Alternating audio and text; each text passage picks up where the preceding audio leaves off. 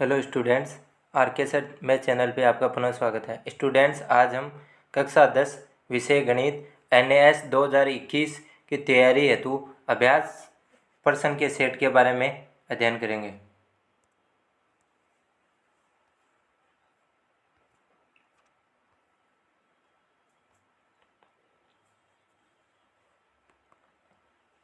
Students, आपका गणित विषय का पहला क्वेश्चन है, यदि दो संख्याओं x व y का LCM और HCF क्रमशः a तथा b है तो निम्न में से सत्य कथन होगा।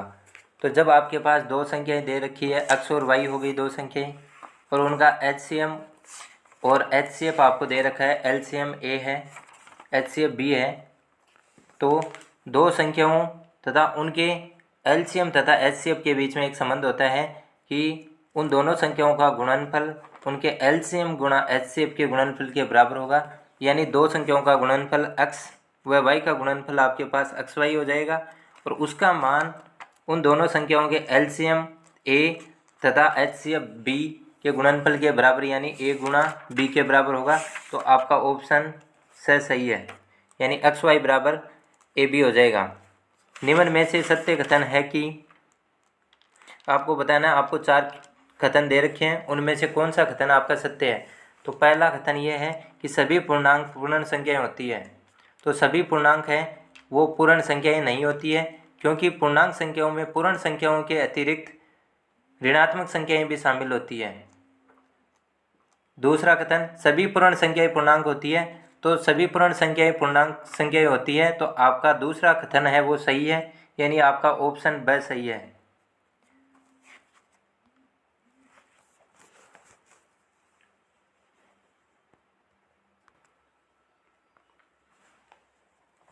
आपका तीसरा क्वेश्चन है, 3 घंटियां क्रमशः 9 मिनट, 12 मिनट और 15 मिनट बाद बजती है। पहली घंटी है वो 9 मिनट बाद में बजती है, दूसरी घंटी 12 मिनट बाद में बजती है और तीसरी घंटी है वो 15 मिनट बाद बजती है। यदि तीनों घंटियां एक साथ बजना शुरू होती है, पहली बार वो एक साथ बजी है, तो वह पुनः दोबारा जब एक साथ कितने समय बाद बजेगी।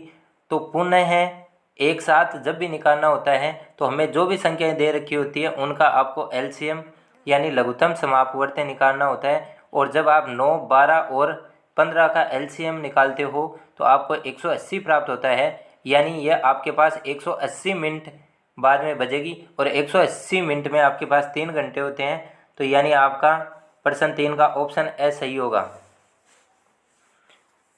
प्रश्न नंबर 4, सबसे छोटी अभाज्य संख्या व सबसे छोटी भाज्य संख्या का गुणनफल कितना होगा। सबसे छोटी अभाज्य संख्या आपके पास 2 होती है और सबसे छोटी भाज्य संख्या आपके पास 4 होती है। इन दोनों का गुणनफल 2 गुणा 4 यानी 8 होगा। तो आपका प्रश्न 4 का उत्तर है वो द ऑप्शन होगा। पांचवा, समीकरणों 2x + 3y = 7 तथा 4x + 6y = 10 के कितने हल संभव हैं। जब आप समीकरण 1 की तुलना दो चरों वाले रैखिक समीकरण के मानक रूप ax + by + c = 0 से करते हो तो a1 का मान आपके पास 2 हो जाएगा, b1 का मान आपके पास 3 हो जाएगा और c1 का मान -7 हो जाएगा और a2 का मान 4 हो जाएगा, b2 का मान 6 हो जाएगा और c2 का मान आपके पास -10 होगा। यानी a1/a2 आपके पास 2/4 यानी 1/2 होगा, b1/b2 आपके पास 3/6 यानी प्लस का 1/2 होगा और c1/c2 का मान आपके पास -7/-10 यानी प्लस के 7/10 होगा। इसमें आपके पास a1/a2 का मान b1/b2 के बराबर है, लेकिन इसका मान c1/c2 के बराबर नहीं है। तो जब a1/a2 का मान b1/b2 के मान के बराबर है लेकिन उसका मान c1/c2 के मान के बराबर नहीं होता है, तो दोनों रेखाएं समांतर होती है और समांतर रेखाएं कभी भी काटती नहीं है। तो जब ये एक दूसरे को प्रतिच्छेद नहीं करती है तो इनका कोई हल नहीं होगा और समीकरण निकाय असंगत होगा। तो आपके पास इसके समीकरणों निकाय का कोई भी हल नहीं होगा, यानी आपका ऑप्शन सही है।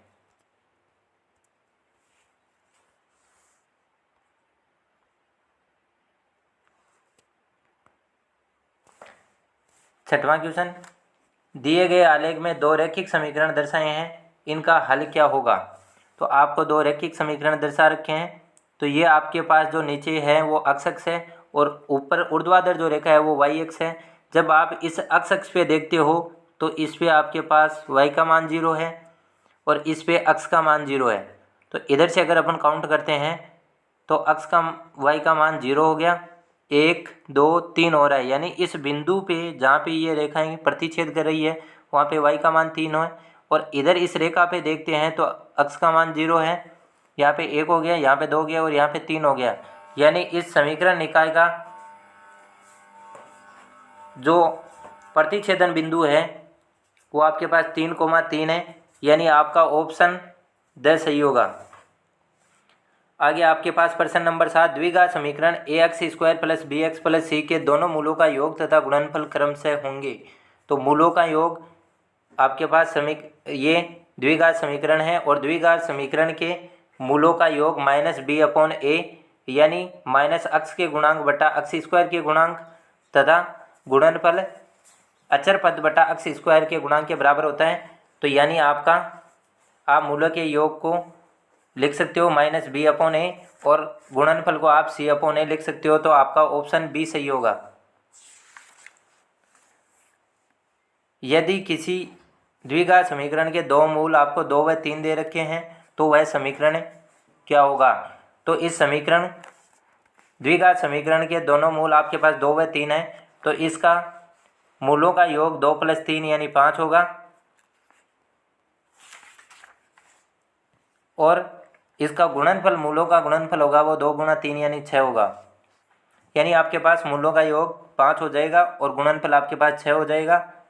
और मूलों का योग और गुणनफल दे रखा होने पर आपके पास द्विघात समीकरण ज्ञात करने का सूत्र होता है अक्ष स्क्वायर माइनस मूलों का योग इंटू अक्ष, यानी माइनस का चिन्ह आएगा और मूलों का योग आपके पास 5 है। तो ये हो जाएगा अक्ष स्क्वायर माइनस मूलों का योग 5 इंटू एक्स प्लस मूलों का गुणनफल यानी 6 हो गया। तो आपके पास द्विघात जो समीकरण होगी वो होगी अक्ष स्क्वायर माइनस 5x + 6, यानी आपका ऑप्शन ब सही होगा।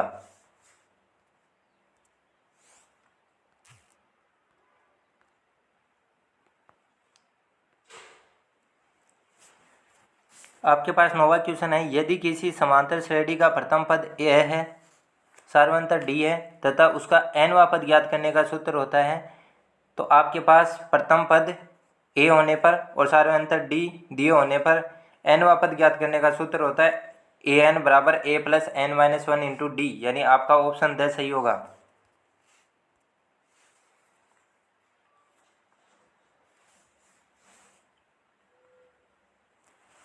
दसवां क्वेश्चन, निम्न में से कौन सी समांतर श्रेणी है।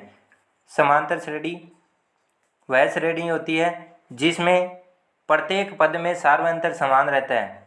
तो 3 और 4 के बीच में सार्वंतर है वो 4 का है, a2 - a1 यानी 7 - 3 4 हो गया। b2 आपके पास a3 - a2 आपके पास 11 - 7 4 हो रहा है। लेकिन जब a4 - a3 करते हो तो 13 - 11 2 हो रहा है। पहले प्रथम दो पदों में आपके पास सार्वंतर 4 है, अगले दो पदों में आपके पास सार्वंतर 4 है, लेकिन उससे आगे वाले दो पदों में आपके पास सार्वंतर 2 है, यानी इनमें सार्वंतर समान नहीं है। तो आपका जो ए ऑप्शन है वो समांतर श्रेणी नहीं है। ब में अगर आप देखते हो तो 1.2 प्रथम पद 1.2 है और दूसरा पद है वो आपके पास 2.2 है, यानी 2.2 में से जब 1.2 घटाओगे तो 1 प्राप्त होगा। तो प्रथम दो पदों का आपके पास सार्वंतर 1 है। आगे वाले दो पदों को अगर आप देखते हो तो 3.5 - 2.2 यानी इसका सार्वंतर आपके पास 1.3 हो रहा है।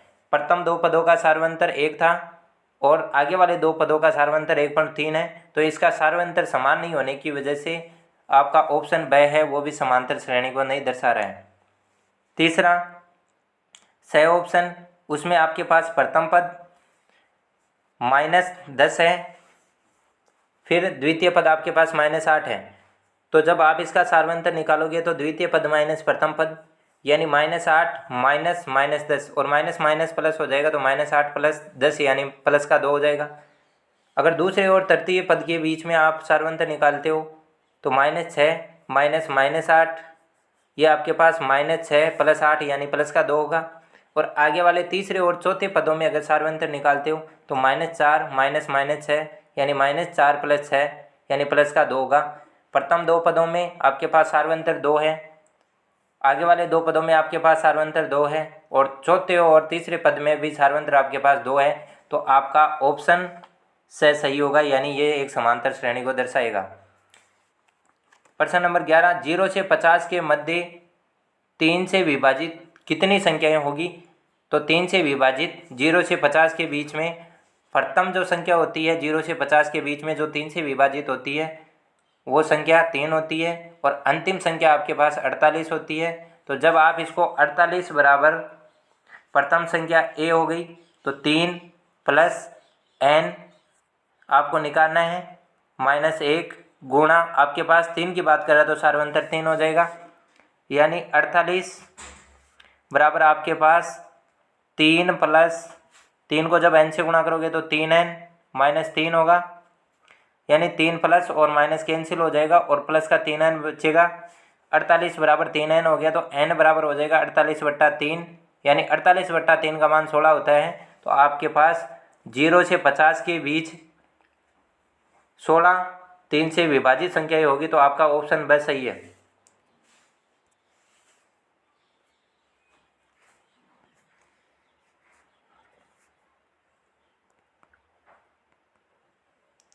क्वेश्चन नंबर 12, निम्न में से कौन सी त्रिभुज की समरूपता की कसौटी नहीं होती है? तो त्रिभुज की समरूपता की कसौटी आपके पास भुजा भुजा भुजा यानी एस एस एस नियम होता है, भुजा कोण भुजा यानी एस एस नियम भी होता है, कोण कोण कोण यानी ए नियम भी होता है, और आपके पास कोण भुजा कोण नियम भी होता है, यानी ए ऐसे नियम भी होता है, लेकिन कोण भुजा भुजा नियम नहीं होता है। तो ये आपके पास त्रिभुज की समरूपता की कसौटी नहीं है, तो आपका ऑप्शन ए सही है। दी गई आकृति में एस टी समांतर क्यू आर है तथा पी एस बराबर 3 सेंटीमीटर है, ये पी एस बराबर आपके पास 3 सेंटीमीटर है, एस क्यू बराबर आपके पास 5 सेंटीमीटर है, पी टी आपके पास 6 सेंटीमीटर है। तो टी आर का मान, इसका मान ज्ञात करना है, तो इसको अपन अक्ष मान लेते हैं। तो जब किसी त्रिभुज में एक भुजा के समांतर इस भुजा के समांतर ये समांतर रेखा खींची गई है, तो किसी भी त्रिभुज में एक भुजा के समांतर खींची गई जो रेखा होगी वो त्रिभुज की शेष अन्य दो भुजाओं को समान अनुपात में विभाजित करेगी। इसी को आप थेलस प्रमेय या आधारभूत समानुपातिकता प्रमेय के नाम से जानते हैं। तो अगर एस टी समांतर क्यू आर है तो इसमें आपके पास पी एस बटा एस क्यू का मान होगा वो पी टी बटा टी आर के मान के बराबर होगा। तो पी एस का मान आपके पास 3 है बट्टा एस क्यू आपके पास 5 है, तो 3/5 बराबर हो जाएगा। पी टी आपके पास 6 है बट्टा टी आर आपने अक्ष माना है, तो ये वज्र गुणन करने पर 3x बराबर 5 × 6 30 हो जाएगा। तो 3x बराबर 30 है, तो अक्ष बराबर 30/3 यानी 10 सेंटीमीटर होगा, यानी आपका ऑप्शन से सही होगा।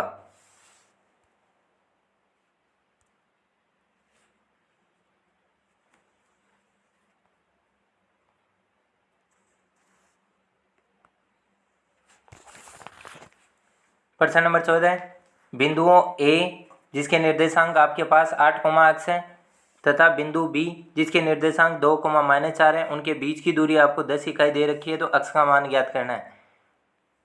तो दो बिंदुओं के बीच की दूरी ज्ञात करने का सूत्र होता है √x2 - x1 का whole square plus y2 - y1 का होल स्क्वायर। ये आपके पास 10 दे रखा है, तो 10 का स्क्वायर हो जाएगा, और 10 का स्क्वायर बराबर में आपके 100 चलेगा। x2 आपके पास 2 - 8 यानी -6 का स्क्वायर प्लस का 36 हो जाएगा।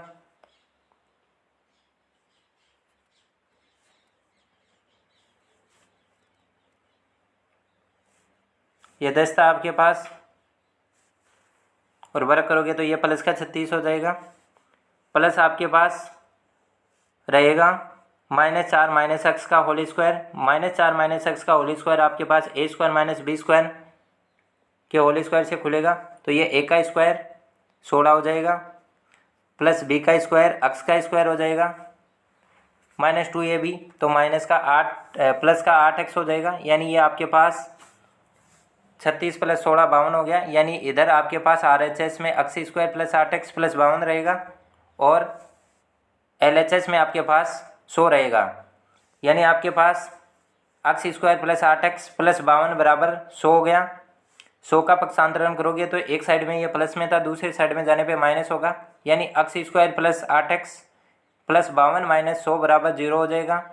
तो आपके पास समीकरण बन जाएगी X square plus 8x X square plus, समीकरण आपके पास X square plus 8x plus 52 minus 100 यानी माइनस का 48 बराबर 0 हो जाएगा। और जब आप इसको हल करते हो तो ये c का मान है वो ऋणात्मक है, इसका मतलब बीच वाली संख्या उन दोनों संख्याओं का अंतर होगी। तो आपको ऐसी दो संख्याएं बतानी है जिनका अंतर 8 हो और गुणनफल 48 हो, तो 12 और 4 हो जाएगी। यानी आपके 8x के जो टुकड़े होंगे वो प्लस का 12x माइनस का 4x होगा और माइनस 48 हो जाएगा, बराबर 0 रहेगा। तो आप पहले दो पदों में से x कॉमन ले सकते हो, तो x प्लस 12 हो गया। आगे वाले में से -4 कॉमन लोगे तो x प्लस 12 हो गया। यानी एक गुणनफल आपके पास x माइनस 4 आएगा, एक आएगा x प्लस 12, एक आपके पास x माइनस 4 आ गया, एक x प्लस 12 बराबर 0। दो संख्याओं का गुणनफल अगर 0 होता है तो या तो पहली संख्या 0 होती है, और पहली संख्या अगर 0 है यानी x माइनस 4 बराबर 0 तो x बराबर प्लस का 4 होगा, और अगर दूसरी संख्या 0 होती है तो x प्लस 12 बराबर 0 होगा, और x बराबर 0 माइनस 12 यानी माइनस का 12 होगा, x बराबर -12 होगा। लेकिन ये जो बिंदु आपको दे रखे हैं वो दो स्टेशनों के मध्य दूरी दर्शा रखी है, तो दूरी कभी ऋणात्मक नहीं हो सकती, यानी आपका x का मान है वो प्लस का 4 होगा, यानी आपका ऑप्शन स सही होगा।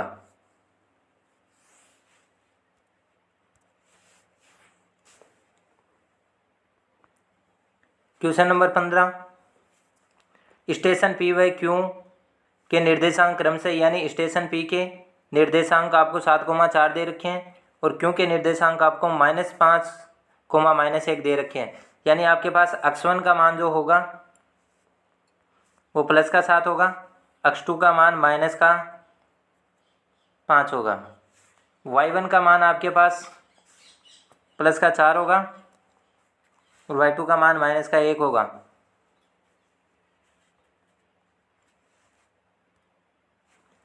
जब आप इसको इनके मध्य सीधी दूरी निकालनी है, तो जब दूरी निकालते हो तो दूरी निकालने का फॉर्मूला होता है x2 अंडर रूट में x2 माइनस x1 का whole square plus y2 minus y1 का होल स्क्वायर।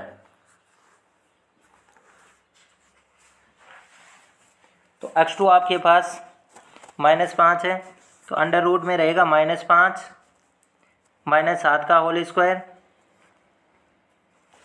प्लस -1 -4 का होल स्क्वायर। ये -5 -7 माइनस का 12 हो गया और -1 -5 -4 आपके पास -5 हो गया। यानी आपके पास वर्गमूल में -12 का स्क्वायर प्लस -5 का स्क्वायर हो गया। अगर -12 का स्क्वायर करते हो तो 144 हो गया, प्लस -5 का स्क्वायर करते हो तो 25 हो गया। 144 प्लस 25 आपके पास 169 होता है, और इसका वर्गमूल आपके पास 13 होता है। यानी उन दोनों स्टेशनों के मध्य सीधी दूरी आपकी 13 इकाई होगी, यानी आपका ऑप्शन ए सही होगा।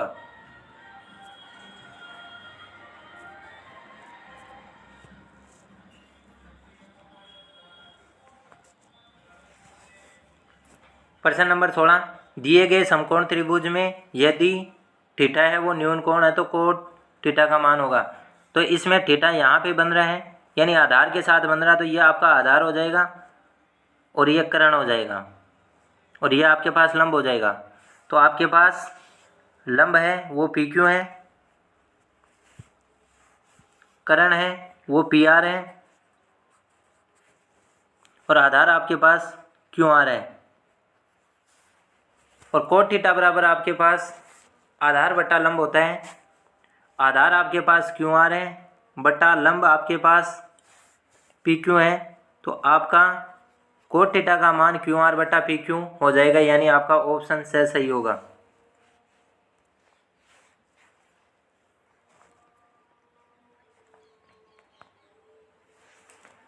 Sine square 35 plus cos square 35 का मान कितना होगा?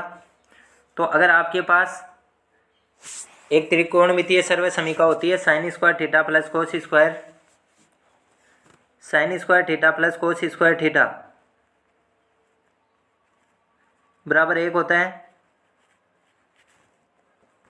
लेकिन उसमें थीटा का मान समान होना चाहिए। तो यहाँ पे थीटा का मान यहाँ पे साइन स्क्वायर का भी 35 है और कोस स्क्वायर का मान भी 35 है। तो ये sine square theta plus cos square theta के रूप में है, तो इसका मान 1 होगा, यानी आपका ऑप्शन द सही होगा।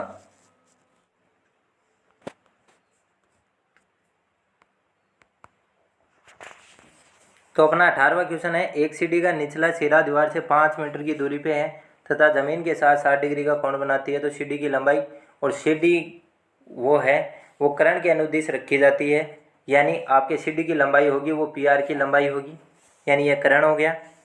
और जो सीढ़ी का निचला सिरा है वो दीवार से 5 मीटर की दूरी पे है, तो यह आधार हो गया। और आधार सीढ़ी की लंबाई निकालनी है तो आधार और कर्ण में एक संबंध होता है कोस थीटा में। तो कोस थीटा बराबर होता है आपके पास आधार बटा कर्ण। आधार आपके पास क्यू आर हो गया बटा कर्ण आपके पास पी आर हो गया, तो क्यू आर बटा पी आर। और कोस थीटा का मान आपके पास 60 है, तो कोस 60 बराबर क्यू आर का मान आपके पास 5 है बटा पी आर। कोस 60 का मान आपके पास 1/2 हो गया, तो 1/2 बराबर 5 बटा पी आर हो गया। और वज्र गुणन अगर आप करते हो इसको तो पी आर बराबर 2 गुणा 5 यानी 10 सेंटीमीटर होगा, यानी आपके पास जो सीढ़ी की लंबाई आएगी वो 10 मीटर आएगी, यानी आपका ऑप्शन ब सही होगा।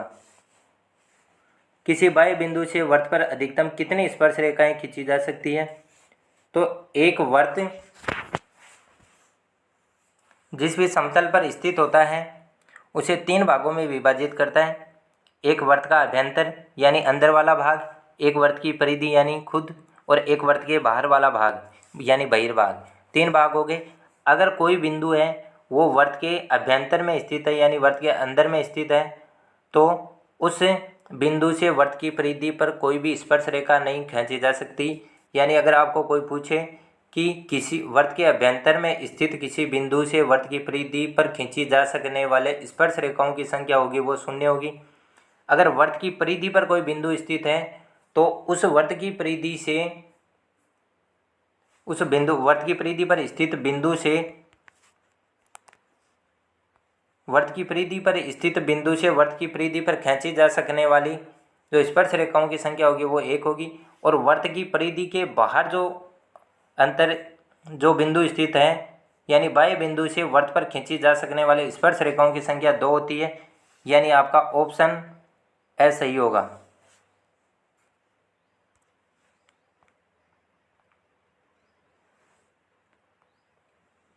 क्वेश्चन नंबर 20, दिए गए चित्र में वृत्त पर बिंदु ए से 2 स्पर्श रेखाएं ए पी व ए क्यू खींची गई है। ओ वृत्त का केंद्र है तथा कोण पी ओ क्यू बराबर 110 डिग्री है, तो कोण पी ए क्यू का मान होगा। तो आपको ए पी व ए क्यू 2 स्पर्श रेखाएं खींची हुई है और ए यहाँ पे एक बाह्य बिंदु है। तो किसी भी वृत्त पे अगर किसी बाह्य बिंदु से स्पर्श रेखाएं खींची जाती है तो वो 2 स्पर्श रेखाएं खींची जा सकती है और उन दोनों स्पर्श रेखाओं की लंबाई होती है वो समान होती है। और समान जो लंबाई वाली जो रेखाएं होती है वो समान कोण बनाती है। और जो वृत्त की स्पर्श बिंदु को वर्त के केंद्र से मिलाने वाला जो रेखाखंड होता है वो वर्त की स्पर्श रेखा पर लंब होता है, यानी ये कोण 90 डिग्री हो गया और ये कोण क्यू पे भी 90 डिग्री हो गया। तो ये एक आपके पास चतुर्भुज बन रहा है A P O Q. A P O Q एक चतुर्भुज है, इस वजह से आपके पास इसके चारों अंतः कोणों का योग 360 होगा। तो आपके पास कोण ए प्लस कोण पी प्लस कोण ओ प्लस कोण क्यू बराबर 360 हो जाएगा। कोण ए का मान बताना है, यानी पी ए क्यू, आपके पास ए बीच में मतलब कोण ए। तो कोण पी आपके पास 90 हो गया, कोण ओ आपके पास 110 है, तो 90 प्लस 110 200, 200 प्लस क्यू भी आपके पास 90 है, तो 290 प्लस कोण पी ए क्यू बराबर हो गया 360। तो कोण पी ए क्यू बराबर आपके पास हो जाएगा 360 माइनस 290 यानी 70 डिग्री, यानी आपका ऑप्शन द सही होगा।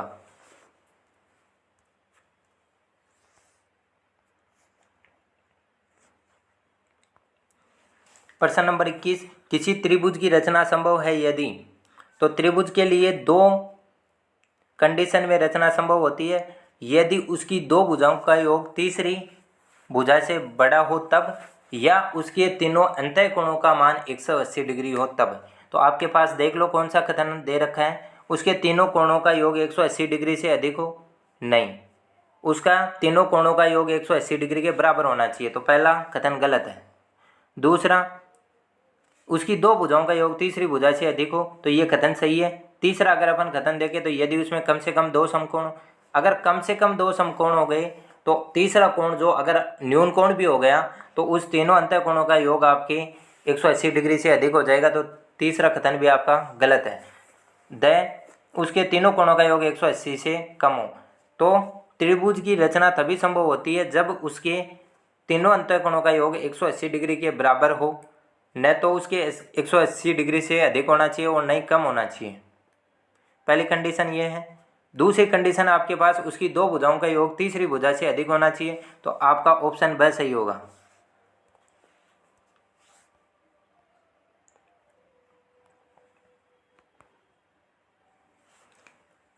प्रश्न नंबर 22, एक अर्ध गोलाकार प्याले की त्रिज्या 7 सेंटीमीटर है, उस प्याले का आयतन क्या होगा। अर्ध गोलाकार प्याला है, उसकी त्रिज्या आपको 7 सेंटीमीटर दे रखी है, यानी r बराबर 7 सेंटीमीटर हो जाएगा। और उस प्याले का आयतन यानी अर्धगोलाकार प्याले का आयतन हो जाएगा, और अर्धगोले का आयतन आपके पास 2/3 पाई r क्यूब होता है। तो 2/3 गुणा पाई का मान 22/7 हो गया, और r का मान आपके पास 7 है, तो 7 गुणा 7 गुणा 7 हो गया। एक 7 से एक 7 कैंसिल हो जाएगा। ऊपर आपके पास 2 गुणा 22 गुणा 7 गुणा 7 रहा है, यानी 2 गुणा 22 44 हो गया, और 7 गुणा 7 49 हो गया। जब 44 को आप 49 से गुणा करते हो तो 2156 आता है, और बट्टे में आपके पास 3 है, यानी आपका जो अर्धगोलाकार प्याला जिसकी त्रिज्या 7 सेंटीमीटर है, उस प्याले का आयतन है वो 2156/3 सेमी क्यूब होगा, यानी आपका ऑप्शन ए सही होगा। 23वां क्वेश्चन, हाथ धोने के एक साबुन की टिकिया का माप 4 सेंटीमीटर गुणा 2 सेंटीमीटर गुणा 2 सेंटीमीटर है, यानी आपकी लंबाई है वो 4 सेंटीमीटर है, चौड़ाई आपके पास 2 सेंटीमीटर है, और ऊंचाई भी आपके पास 2 सेंटीमीटर है। यदि इस साबुन को लंबाई के सहारे काट दिया, अगर लंबाई के सहारे काट दिया तो इसके लंबाई के 2 भाग हो जाएंगे, यानी इसकी लंबाई अब आपके पास 2 ही रहेगी, 2 सेंटीमीटर रहेगी। चौड़ाई भी आपके पास चौड़ाई के समांतर नहीं काटा तो बाकी आपकी चौड़ाई और ऊंचाई सेम रहेगी, लेकिन लंबाई आधी हो जाएगी। तो चौड़ाई आपके पास 2 सेंटीमीटर है और ऊंचाई भी आपके पास 2 सेंटीमीटर है, यानी आपके पास जब इसको इस साबुन को लंबाई के सहारे काट दोगे तो इसकी लंबाई आपके पास 2 सेंटीमीटर हो जाएगी, चौड़ाई भी 2 सेंटीमीटर और ऊंचाई भी 2 सेंटीमीटर हो जाएगी। और इस साबुन के टुकड़े का पृष्ठीय क्षेत्रफल निकालना है, और साबुन का टुकड़ा है वो एक घनाभ के आकार का होता है, तो उसका आयतन आपके पास 2, उसका पृष्ठीय क्षेत्रफल आपके पास 2 गुणा लंबाई गुणा चौड़ाई प्लस चौड़ाई गुणा ऊंचाई प्लस ऊंचाई गुणा लंबाई होता है, ऊंचाई गुणा लंबाई होता है। तो 2 गुणा लंबाई जब आपने इसके अनुदिश काट दिया तो ये 2 हो गया, लंबाई भी 2, चौड़ाई भी आपके पास 2 है, प्लस चौड़ाई गुणा ऊंचाई तो 2 गुणा 2 हो गया, और ऊंचाई गुणा लंबाई यानी 2 गुणा 2 हो गया। तो ये हो गया आपके पास 2 गुणा 2 4 प्लस 4 प्लस 4। तो ब्रिकेट को पहले हल करोगे तो 12 हो जाएगा, 2 गुणा 12 यानी 24 सेमी क्यूब हो गया। यानी आपका ऑप्शन से सही हो गया।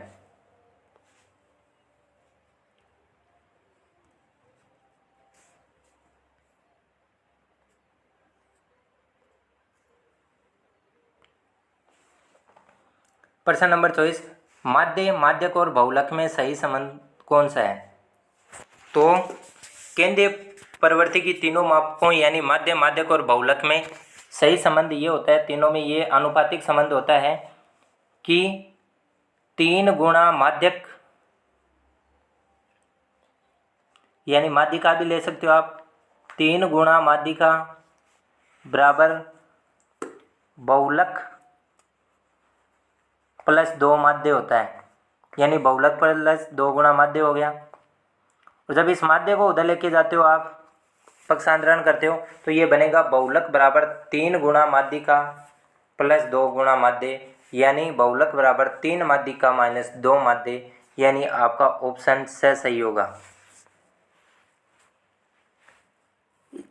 25वां क्वेश्चन, स्माइल प्रोग्राम के अंतर्गत एक सप्ताह में प्रतिदिन ऑनलाइन क्विज में भाग लेने वाले छात्रों की संख्या निम्न प्रकार है: 39, 45, 68, 37, 53, 58, 49। ये छात्रों की संख्या है और ये 7 दिन आपके पास आयोजित हुए हैं। तो इन आंकड़ों का अगर माध्य निकालते हैं, अगर आपके पास आंकड़े दे रखे हैं, संख्याएं दे रखी हैं, उनका माध्यक निकालना है, तो उन संख्याओं को आप आरोही क्रम में यानी छोटी से बड़ी संख्याओं की ओर व्यवस्थित करते हो। तो सबसे छोटी संख्या आपके पास इसमें 37 है, तो सबसे पहले 37 आएगा,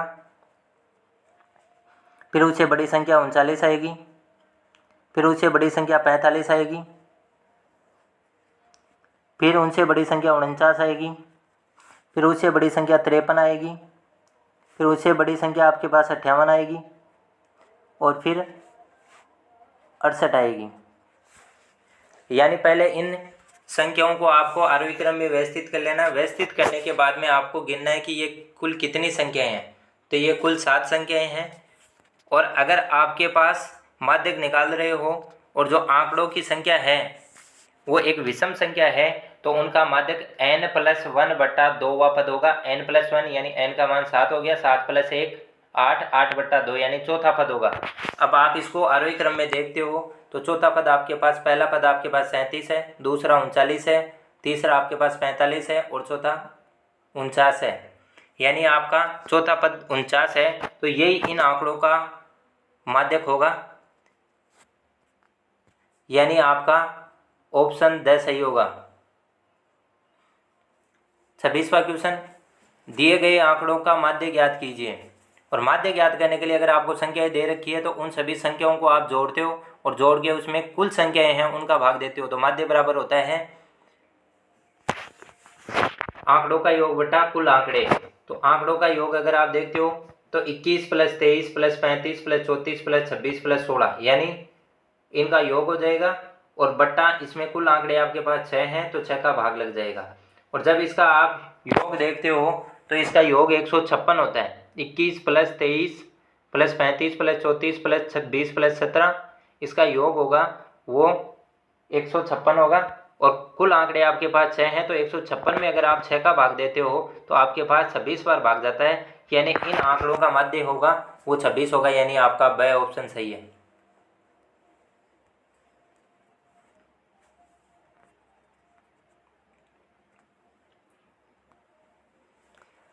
सत्ताईसवां क्वेश्चन, किसी घटना के घटित होने की प्रायिकता का कौन सा मान संभव है? तो किसी भी घटना के घटित होने की प्रायिकता है वो या तो 0 के बराबर होगी, अगर असंभव घटना है तो उसकी प्रायिकता 0 होगी, और निश्चित घटना है तो उसकी प्रायिकता 1 होगी। लेकिन जो अनिश्चित घटना है उसकी प्रायिकता आपके पास या तो 0 के बड़ी होगी या 0 से 1 से छोटी होगी। यानी कोई भी घटना है उसके घटित होने की प्रायिकता आपके पास या तो 0 के बराबर होगी या 0 से बड़ी होगी या 1 के बराबर होगी या 1 से छोटी होगी, यानी न तो ऋणात्मक होगी और न ही उसका मान 1 से ज़्यादा होगा। तो आपके पास प्रायिकता का कौन सा मान संभव है? तो ए ऑप्शन है, उसमें प्रायिकता ऋणात्मक दे रखी है, तो ये संभव नहीं है। स ऑप्शन में आपके पास प्रायिकता का मान 5/3 दे रखा है, जिसका मान 1.67 होता है, यानी ये 1 से बड़ी है तो नहीं हो सकता। ड ऑप्शन में आपके पास प्रायिकता 2 दे रखी है, तो इस घटना के घटित होने की प्रायिकता का मान 1 से 2 अधिक नहीं हो सकता, तो ये भी नहीं होगा। और ये जो मान है वो 0 से 1 के बीच में है, तो ये आपका ऑप्शन ब सही होगा, यानी किसी घटना के घटित होने की प्रायिकता का मान संभव होगा तो वो 0.6 होगा। आगे आपके पास 28वां क्वेश्चन, एक 52 पत्तों की ताश की गड्डी में से एक पत्ता यादृच्छिक रूप से निकालने पर बादशाह आने की प्रायिकता। तो 52 पत्तों की गड्डी में कुल 4 बादशाह होते हैं, एक ईंट का बादशाह, एक पान का बादशाह, एक हुक्म का बादशाह और एक चिड़ी का बादशाह।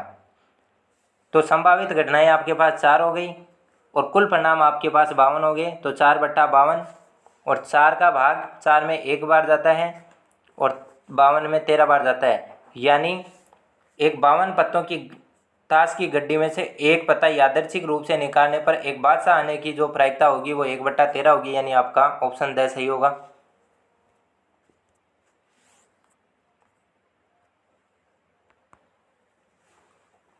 प्रश्न नंबर 29, किसी पासे को उछालने पर एक अभाज्य संख्या होने की प्रायिकता क्या होगी?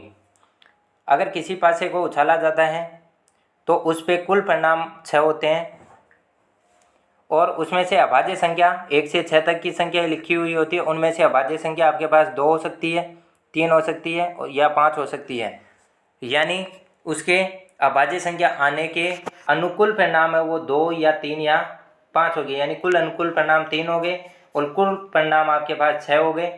तो उसकी प्रायिकता हो जाएगी कुल अनुकूल परिणाम बटा कुल परिणाम। अनुकूल परिणाम आपके पास 3 है बटा कुल परिणाम आपके पास 6 है, तो 3/6, और जब इन दोनों में 3 का भाग जा रहा है तो इसका मान 1/2 आएगा और 1/2 आपके पास ऑप्शन नहीं है, तो 1/2 का मान आपके पास 0.5 होता है, यानी आपका 0.5 ऑप्शन सही होगा, यानी आपका ऑप्शन ब सही होगा।